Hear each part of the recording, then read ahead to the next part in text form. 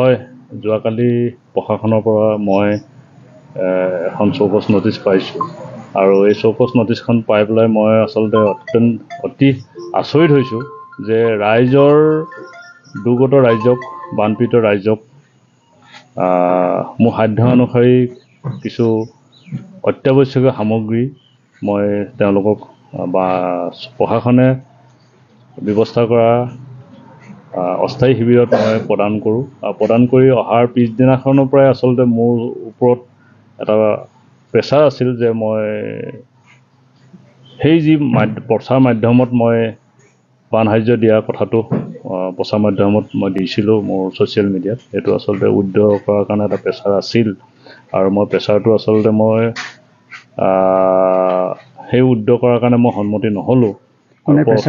আচলতে এইটো প্ৰশাসনৰ ফালৰ পৰাই মোৰ ওপৰত এটা প্ৰেছাৰ আছিল যে মই ফেচবুক পষ্টটো ডিলিট কৰিব লাগে, কিন্তু মই ডিলিট নকৰিলোঁ। তাৰ কাৰণে হয়তো পৰৱৰ্তী সময়ত কালি মই চৌকছ ন'টিছখন পাওঁ আৰু চৌকছ ন'টিছখনত মোক 3 দিনৰ সময় দিয়া হৈছে যে মই প্ৰশাসনৰ অনুমতি অবিহনে কিয় তাত সাহাৰ্য বিতৰণ কৰিলোঁ তাৰ ওপৰত মই মোৰ কাৰণদৰ্শ জাননী জাৰি কৰিছে আৰু এইটো মই অহা কালিৰ ভিতৰত ইয়াৰ উত্তৰ দিয়াৰ ব্যৱস্থা কৰিম।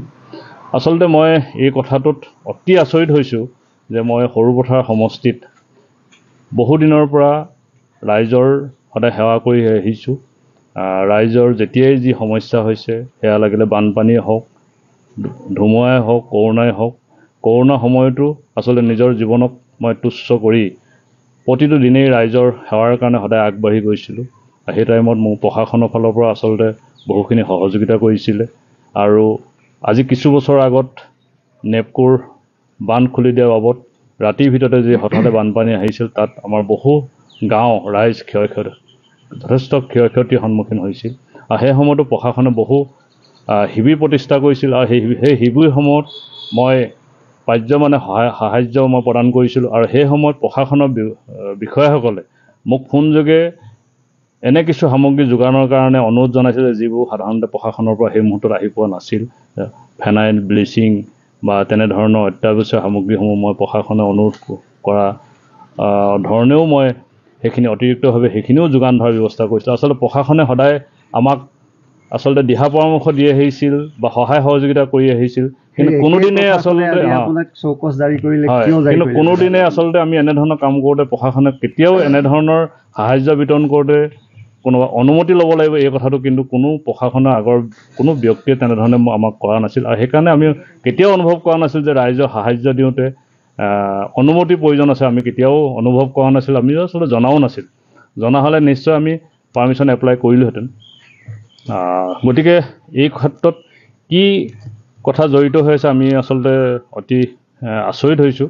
গতিকে ইয়াত আচলতে কিয় আচলতে মোক এনেধৰণে চৌকছ কৰা হ'ল আৰু মই দেখিছোঁ যে আমাৰ বৰ্তমান সৰুপথাৰ সমষ্টিৰ উপৰিও ওচৰতে আমাৰ লাগি আছে খুমটাই সমষ্টি, দেৰগাঁও, বোকাখাট, তাতো বান পৰিস্থিতি একেধৰণৰ আমাতকৈ ইয়াতকৈ কিছু বেছিয়ে।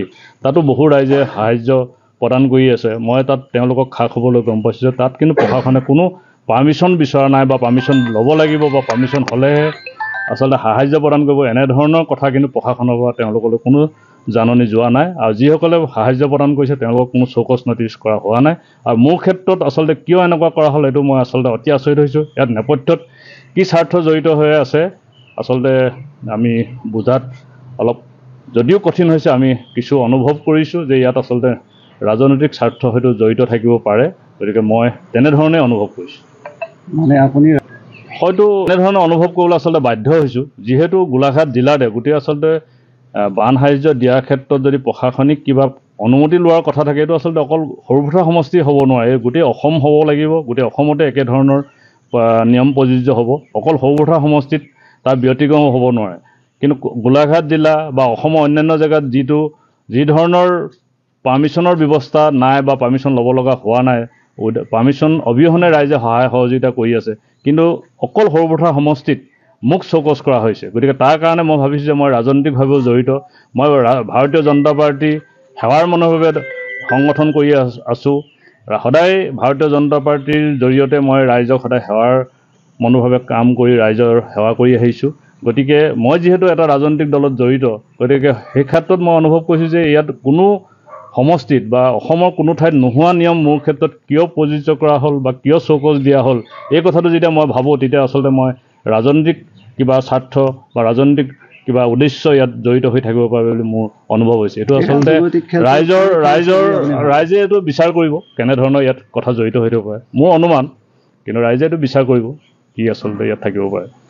এতিয়া কি কৰি এইটো প্ৰশাসনৰ যি ধৰণে মোক চৌকছ কৰা হৈছে, গতিকে প্ৰশাসনৰ সেই চৌকছৰ মই উত্তৰ দিম। যিহেতু আমি সদায় আইন কানুন মানি চলোঁ, প্ৰশাসনৰ যেনেধৰণে আমাক ক'ব আমি সেই ধৰণে উত্তৰ বিচাৰিছে মই উত্তৰ দিম।